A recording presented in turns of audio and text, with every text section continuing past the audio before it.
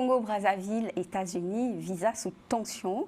Bienvenue à tous et à toutes, bienvenue à toutes et à tous. Je suis Carmen Févillier, ravie de vous retrouver pour cette nouvelle édition de 3 en 1 Afrique. Depuis le 9 juin, les États-Unis ont réactivé une nouvelle version de leur travel ban, interdisant l'entrée sur leur territoire aux ressortissants de 12 pays africains, dont 7 qui sont africains, parmi lesquels le Tchad, la Libye, la Somalie ou encore le Congo-Brazzaville. Le Congo-Brazzaville figure sur la liste noire, contrairement à son voisin, la République démocratique du Congo. Officiellement, Washington justifie cette décision par des dépassements de visas et des failles dans le contrôle administratif. Mais cette mesure suscite incompréhension, critiques et vives interrogations sur le continent africain, au Congo-Brazzaville notamment. Sur des fondements réels, les gens se posent justement des questions sur les fondements réels et les conséquences de cette décision américaine. Pour analyser les enjeux politiques, diplomatiques et humains, nous recevons 2 invités. Malcolm Biga, chroniqueur politique au Nouvel Économiste et spécialiste de la politique américaine, et Juste Prudence Oko, ancien porte-parole de la Fédération France du Parti congolais du travail, le PCT, formation politique de la majorité présidentielle au Congo-Brazzaville. Mesdames, Messieurs, encore une fois, bienvenue. Bienvenue, Monsieur Juste Oko. Bonjour, merci beaucoup, merci de m'avoir invité. Et bienvenue, Monsieur Biga. Merci, bonjour, merci. Malcolm Biga. Vous allez décrypter la position américaine et vous, Monsieur Juste Oko, vous parlerez du Congo-Brazzaville. D'accord. Très bien. Alors, quel en est le contexte, Monsieur Biga, de ce travel ban aux États-Unis? Alors, déjà, pour bien comprendre, il faut revenir au premier mandat de Donald Trump.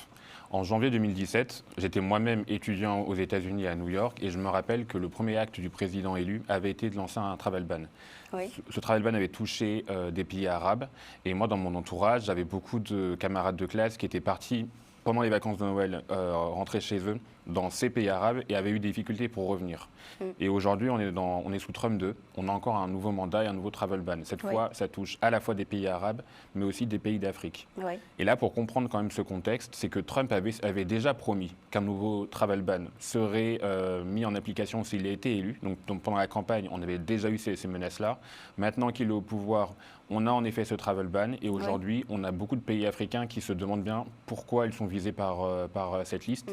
Pourquoi d'ailleurs il y a un recul de la diplomatie américaine sur le continent africain. Et donc la liste a été diffusée le 4 juin et ça a été effective le 9 juin. Ça ce lundi. Depuis le 9 juin, interdiction d'entrée aux États-Unis, notamment pour le Congo-Brazzaville. Oui, c'est ça. Voilà. Et donc Donald Trump a dit vouloir protéger les États-Unis de terroristes étrangers. Encore une fois, il faut comprendre ça dans la rhétorique du président américain qui a un problème avec les Haïtiens, qui a un problème avec les Égyptiens, un problème avec les Haïti fait partie de cette liste. Haïti fait d'ailleurs partie de cette liste. On se souvient, lors du débat Kamala Harris-Trump, le président américain avait énoncé la fausse idée, la fake news, que les Haïtiens mangeaient des chiens. Donc pour lui, il y a quand même une idée d'attirer sa base électorale en montrant que je défends les frontières et je vous défends contre ces prétendus terroristes étrangers. Oui. Donc on a vraiment ce paradigme chez lui, en passant par une idéologie raciste et d'extrême droite, d'appliquer un problème migratoire extrême. Oui, alors pourquoi parce que je pose la question parce que justement j'entends, Monsieur Juste Oko, je reviendrai vers vous. Pourquoi la République démocratique du Congo est exemptée, par exemple? Elle ne figure pas alors que c'est une grosse surprise. Non pas que je dis que la République du Congo, mais... pourquoi selon vous? Alors moi l'explication que je trouve, c'est que Donald Trump, c'est un businessman avant d'être un chef d'État. Et il faut voir qu'il y a... Est-ce qu'il y aurait l'histoire du fameux contrat qu'on attend? Des minerais? Moi, je pense que c'est la raison qui explique pourquoi le pays a été exempté. On a eu beaucoup de contrats. Alors, lorsqu'on voit les droits de douane qui ont été lancés début avril et sur l'ensemble du globe, on a eu beaucoup de pays qui ont, on peut dire, accordé des négociations, accordé des préférences à Donald Trump et à l'État américain avant le lancement de ces droits de douane pour bénéficier d'un traitement de faveur. Et on pourrait donc penser qu'en effet, les négociations relatives aux minerais au Congo sont un peu une preuve d'exemption prise par le président américain pour ne pas appliquer ce travel ban. D'accord, pour ne pas appliquer ce travel ban. Alors, il y a des exceptions pour la Coupe du monde du football et des Jeux olympiques. Il y a des exceptions pour les détenteurs de certains visas. qui entrent sur le territoire américain pour servir l'intérêt national. Les footballeurs, par exemple, les athlètes, et pour les Jeux olympiques. Si vous avez autre chose à ajouter par rapport à ça? Justement, moi je trouve qu'il y a une forte contradiction entre Donald Trump qui souhaite appliquer une politique migratoire excessive et le fait que les États-Unis vont non seulement être le pays hôte de la Coupe du Monde l'an prochain avec le Canada et le Mexique évidemment, mais également dans 2 ans des Jeux Olympiques de Los Angeles. Donald Trump, on peut dire peut-être qu'il y a une vision idéologique et aussi une vision de court terme qui ne colle pas avec la vision long terme du pays et même de fédérations internationales comme la FIFA, comme l'organisation olympique, le comité olympique. Et on voit bien que cette contradiction, on a quand même beaucoup de représentants aujourd'hui d'autorités qui sont un peu gênés de devoir se confronter au président américain pour des événements globaux. D'accord. Alors, on va parler du Congo-Brazzaville, Monsieur Juste Prudence Soko. Oui. Vous êtes ancien porte-parole du PCT, le parti au pouvoir au Congo-Brazzaville. Quelle a été votre première réaction en apprenant que le Congo faisait partie de cette liste noire? Bon, c'est un peu comme la réaction générale au niveau national. Hein. Je crois qu'à partir de deux sorties de nos autorités, notamment le ministre des Intérims Mongala de la communication, porte-parole du gouvernement, et de M. Jean-Claude Gakosso, qui est le ministre de tutelle, donc le ministre des Affaires étrangères. Donc on voit bien que c'est l'étonnement, mais le Congo n'en reste pas là. Le Congo a pris des dispositions, il y a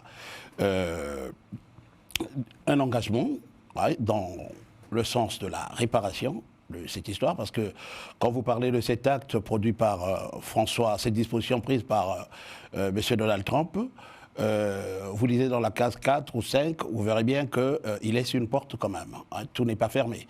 Il laisse une porte à ceux qui sont, je vais dire sanctionnés, mais je vais dire interdits plutôt, à ceux-là, à ces pays-là plutôt, d'avoir des possibilités de recours. C'est-à-dire que, éventuellement, dans l'amélioration de ce qui est reproché, on pourra, par exemple, rattraper cette décision.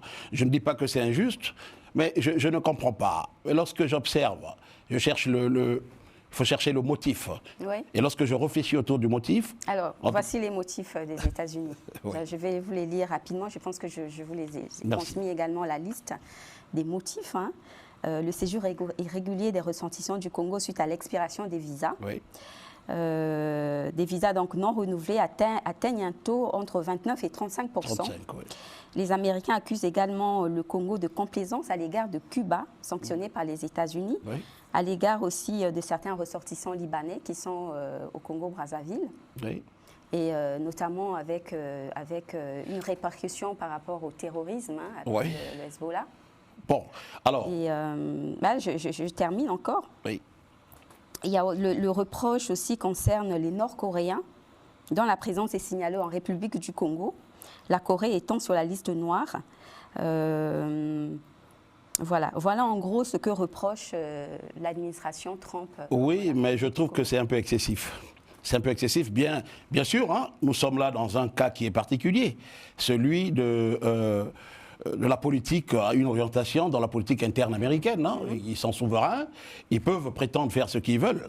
Mais il y a dans ce que vous venez d'énumérer tout à l'heure, quand même des choses qui méritent quand même interrogation. Oui. Lorsqu'on est un peu éclairé, on ne peut pas comprendre que le cas de la France, par exemple, moi je suis allé chercher le chiffrage, le cas de la France, le cas du Canada, je pense que au nombre du pourcentage de ceux qui ne renouvellent plus leur visa et qui restent illégalement sur le territoire américain, ils sont plus nombreux que les Congolais. Bon, maintenant, sur le cas des Sud-Coréens, les Sud-Coréens et les... Oui. Il y avait les Libanais. Les Libanais. Oui. Et les autres. Moi, je crois que ça relève de la politique interne du Congo. Oui. Ouais. Réel ou pas réel, je crois que là, on touche quand même à notre souveraineté. Ce sont des questions qui relèvent de la souveraineté. Le Congo n'est pas obligé de suivre les directives des États-Unis d'Amérique lorsque les Américains pensent que les Cubains, par exemple, ne sont pas autorisés et qui sont sous embargo et que le Congo applique la même règle. Je pense que ce n'est pas normal. Je prends un exemple pour élucider cela. Vous avez, en 1962, le cas des missiles de Cuba. Comprenez? Alors, comment vous expliquez ça? Nous sommes quand même dans une situation où les États-Unis d'Amérique imposent une certaine disposition suprémaciste qui est quand même lourde de conséquences dans la contexture actuelle géopolitique aujourd'hui. Nous voyons très bien que le monde est en train de se chercher et je ne comprends pas. Et si vous regardez bien dans la façon dont gère M. Donald Trump ses affaires, vous verrez très bien. Et il vient d'ailleurs de le dire tout à l'heure, Monsieur Biga, hein, oui. Il vient tout à l'heure de le dire, si clairement. Vous voyez que vis-à-vis de la Chine, il a pris des dispositions par rapport à la tarification douanière. Il a augmenté, il a fait les surenchères. Mais ensuite, quand la Chine a réagi, il s'est rétracté. Et ce n'est pas la même chose avec entre l'Union européenne et la Russie. On ne sait pas trop où il se pose.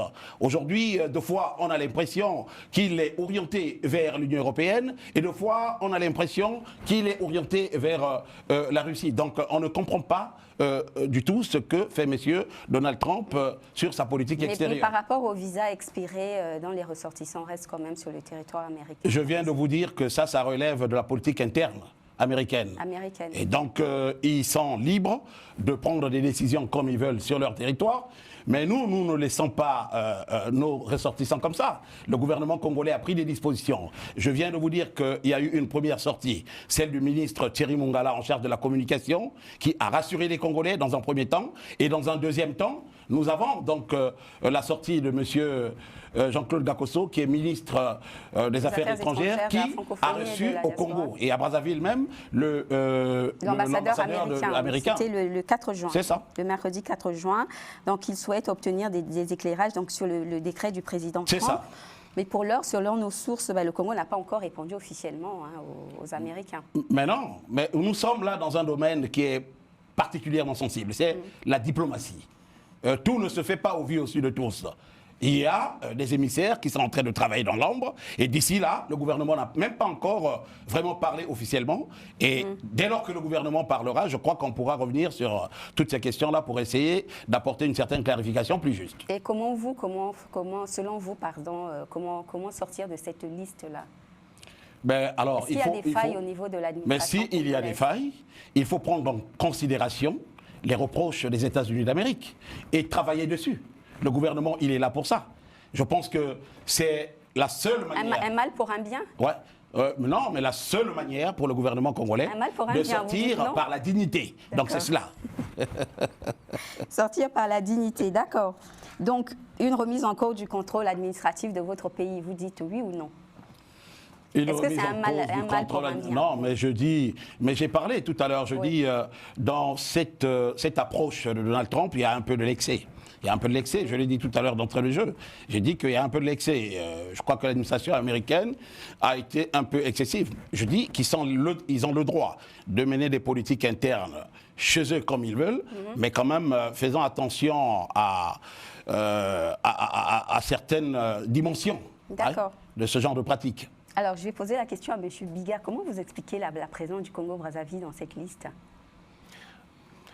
Moi, je pense qu'il ne faut pas toujours comprendre, essayer de trouver une logique derrière la politique de Donald Trump. Quand on a eu les droits de douane début avril, par exemple, on avait eu des taux différents entre les régions d'outre-mer et la France. On a eu aussi des taux différents entre les îles du Pacifique appartenant à l'Australie et l'Australie elle-même.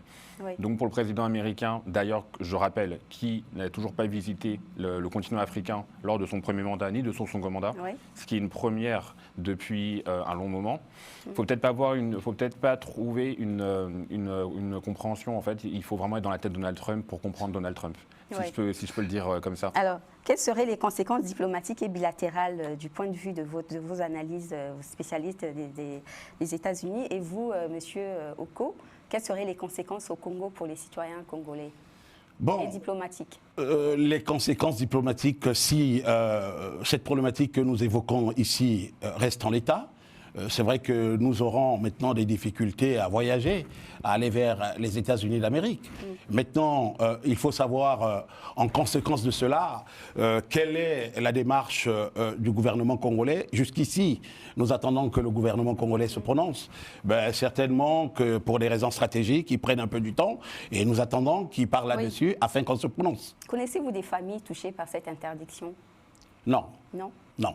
Et vous, monsieur Biga? Non, je viens du Cameroun, mais je Ah, connais vous pas êtes de du Cameroun. famille. Je connais pas de famille touchée par Vous ça. êtes Mais du par Cameroun. contre, je sais qu'aujourd'hui, on a quand même 200 étudiants congolais aux États-Unis. Ah oui. Et je pense quand même à tous ces étudiants congolais qui s'apprêtent ou qui s'apprêtaient à partir aux États-Unis à la rentrée de À septembre. la rentrée de septembre. Et qui se retrouvent du coup assez désappointés de ne pas pouvoir Oui. se rendre au pays. Ils ont certainement déjà financé leur. Ils ont leur peut-être déjà scolarité. financé, ils ont déjà pensé peut-être à leur logement, et finalement tout ça est annulé, D'accord. repoussé d'1 an. Donc, c'est Et quelles conséquences diplomatiques vous voyez dans ça? Au niveau des conséquences diplomatiques, je pense que comme Donald Trump n'a qu'un seul logiciel, c'est vraiment le transactionnel.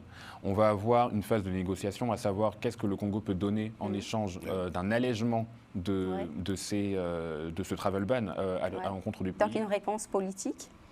Une réponse politique. Je pense qu'aussi d'autres pays maintenant également vont se prémunir pour éviter un futur travel ban et offrir des concessions au président américain. Mais chaque pays est aussi libre de également appliquer une réciprocité. Oui, j'allais le dire parce que le Tchad a appliqué une réciprocité. Oui, oui, mais bon, c'est une façon de... Pas que le Tchad, hein, vous m'avez dit qu'il y avait un autre pays. Oui, il y a le Tchad, il y a le pays où... Il y a un autre pays, monsieur Biga. Oui, où la dame est présidente en Afrique. Afrique. Un autre pays, hormis le Tchad. Ah, moi, c'est le Tchad que j'avais... C'est le Tchad. Le Tchad que j'avais noté. Il y a le Tchad et un autre pays, oui. Donc, et l'Union africaine dans tout ça? Quelle est la position de l'Union africaine, monsieur Biga? Alors, l'Union africaine, d'ailleurs, comme Amnesty International, a dénoncé ce travel ban. Oui. Mais je pense que pour travailler ensemble et dénoncer et pouvoir appliquer une riposte, ça va être assez long et assez compliqué. On voit bien même que l'Union européenne, on a ces 27 pays qui sont même deux fois moins que l'Union africaine, qui n'ont pas toujours le temps, l'opportunité, l'adhésion pour trouver une réponse commune. Donc, je pense que l'Union africaine, pour le moment, peut rester simplement dans une posture défensive. Une posture défensive. Pour dénoncer ce travel ban. Ouais, est-ce qu'on pourrait considérer que c'est une forme de xénophobie mais vis-à-vis des pays africains? C'est les mots utilisés par l'Amnesty International. Oui, tout à fait. C'est ça. Maintenant, je voudrais dire quelque chose, si vous permettez. Je vous en prie. Je crois que le président américain, Donald Trump, il y a certaines de ses dispositions qui sont parfois incomprises. Il paraît surprenant. Pas que pour les Africains, mais même pour les Européens. Incontrôlable? Est-ce qu'on pourrait dire incontrôlable? Est-ce qu'il faut le contrôler? Mais je dis, il est quand même surprenant. Mais ce que je ne comprends pas sur le plan de la stratégie mondiale, comment comprendre dans un jeu politique qui est parsemé de violence, hein, et nous en avons en Ukraine, et nous en avons à Gaza, et nous en avons, et encore ailleurs, et même il y a potentiellement Taïwan qui arrive, selon l'approche américaine et l'approche chinoise. C'est sûr qu'on va y arriver. Alors, dans un monde qui est comme ça, là, et qui se conduit, on est presque vers les conclusions de la Société des Nations à l'époque. Hein, et ici, le monde s'oriente vers une dislocation. Hein, et aujourd'hui, on parle même déjà d'une force qui est en train de s'orienter du côté des BRICS, la Russie, la Chine, qui est en train de bifurquer vers la création d'un nouveau monde, on va dire cela. Mais en termes d'influence géopolitique, que ce soit du côté de la Chine et de la Russie, que ce soit du côté donc, des États-Unis d'Amérique et les Occidentaux, d'une façon générale, je veux dire que M. Donald Trump aurait pu quand même être prudent. Il y a des décisions qu'on ne prend pas à la hâte. Ça me rappelle un peu la manière dont il avait décidé d'ériger un mur entre le Mexique et les États-Unis. Et d'ailleurs, jusqu'aujourd'hui... Il l'a pas fini. Oui. Il n'a pas fini. Oui, il n'a pas fini et cette disposition-là n'a pas impacté la politique américaine de l'immigration. Ouais. Donc vous voyez, nous sommes dans une situation où on a l'impression que le monde est dirigé par des personnes qu'on n'a pas inconnues, qu'on n'a pas connues, alors que pour certains comme Donald Trump, il a eu une première mandature et nous l'avons vu à l'œuvre, nous le connaissons. Mais il surprend.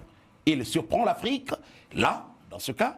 Il surprend déjà. Et quelle réaction de l'Afrique quand elle se laisse surprendre par... Non, mais je pense que l'Afrique doit saisir l'opportunité géopolitique qui, en fait, se présente actuellement.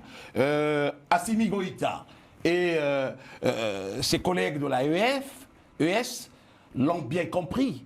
Et aujourd'hui, on voit bien que l'AES est en train de se développer à une vitesse vertigineuse, plutôt que lorsqu'il était sous l'emprise, on va dire, du colonialisme ou du néocolonialisme. Donc je pense qu'au jour d'aujourd'hui, les Africains doivent être dotés d'un courage et de l'abnégation. Comprendre que le monde est en train de changer et l'Afrique doit changer avec le monde. Nos dirigeants doivent prendre leurs dispositions. Et je vois le jeune du Tchad, le jeune président du Tchad. Voilà un homme. Oui. Il a interdit l'obtention de... Il dit que je n'ai pas de moyens, mon pays est pauvre, mais nous avons la dignité. Il a suspendu les visas pour les citoyens américains au Tchad. Bah, oui, mais ils vont faire autant. Ouais. C'est ça la réciprocité. Pourquoi le Congo ne le ferait-il pas? Vous savez, le Congo est dans une démarche stratégique. J'ai suivi les deux ministres qui en parlaient. J'attends de voir soit ce que le président de la République dira, soit ce que le gouvernement dira officiellement. Mais là, ils sont dans des discussions qui sont un peu, je veux dire, sous-jacentes. Donc pour l'instant, on attend. Et de toute façon, l'ambassadeur des États-Unis au Congo n'avait pas dit des choses concrètes. Il a seulement dit que le Congo et les États-Unis étaient dans des relations diplomatiques. Je l'ai suivi aussi, mais c'est un monsieur. Ouais, c'est un monsieur qui a un autre tempérament. Ouais. Ouais. Il est plutôt vers une issue qui sera honorifique pour le Congo. Donc on est là et on attend. Il nous a rassurés par son propos. Il n'était pas belliqueux dans sa façon de prendre la parole après notre ministre des Affaires étrangères. Donc moi, personnellement, il m'a rassuré. Alors Malcolm Biga, vous en tant que chroniqueur politique, quel jeu d'influence cette annonce suscite aux États-Unis par exemple? Aux États-Unis, vous avez par exemple... Entre les républicains, les démocrates, qu'est-ce que ça suscite comme débat? Sans surprise, vous avez une forte part des démocrates qui critiquent cette décision de Donald Trump et une minorité de républicains qui la dénoncent. On a quand même quelques républicains qui dénoncent ce travel ban, notamment pour le cas d'Haïti. On a quand même toujours ce devoir moral. On a les États-Unis qui sont le gendarme du monde. Donc un travel ban qui empêcherait une partie de la population haïtienne de venir aux États-Unis, c'est peut-être un manquement à un devoir moral pour certains élus américains. Pour les démocrates, il y a quand même un enjeu beaucoup plus discriminatoire, beaucoup plus racial vu dans ce travel ban, mais il y a quand même aussi un manquement. Il y a un manquement, il y a un retrait des États-Unis. On a quand même ce pays qui se voit comme une terre de liberté, qui se voit comme une terre d'opportunité pour les immigrés et qui applique un travel ban qui finalement touche les pays les plus défavorisés. Mais sur la réaction, je voudrais dire qu'il n'y a pas, je ne parlerai pas des émeutes, mais il y a eu quand même de la réaction dans le pays. Les gens sont sortis donc aux États-Unis d'Amérique pour cette problématique-là. Donc ça, pour la politique d'immigration du président américain. C'est ça, surtout à Los Angeles. D'accord. Et donc, pour les visas, nous avons des chiffres. Je vais vous donner les chiffres concernant le Congo. Donc, je l'ai dit, 285 dépassements sur un total de 962 sorties prévues pour voyages d'affaires ou de tourisme, soit un taux de dépassement de 35,40% au titre de l'année 2023. Et pour les visas d'étudiants, comme on a parlé d'étudiants, 52 dépassements pour 148 sorties prévues, soit un taux de 35,14% au titre de l'année 2023. Donc, comme on a fait une comparaison avec la RDC a totalisé des sorties pour des titres de séjour au titre de voyage d'affaires en tourisme de 6 447 et un dépassement de séjour de 973, donc un dépassement de 15%. 15%. Donc, Congo, 35% contre 35%, 40% pour la RDC.